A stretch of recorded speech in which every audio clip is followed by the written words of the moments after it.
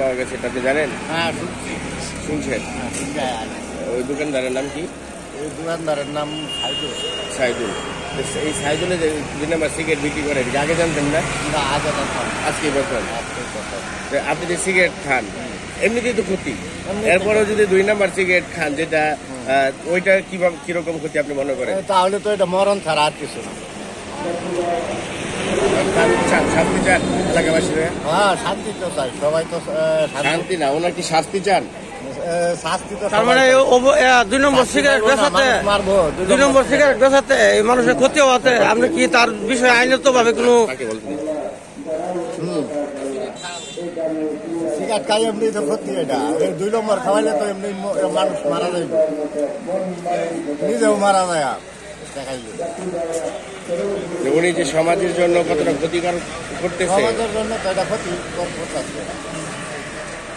এই বিষয়ে আর কেউ কিছু বলতে পারবেন?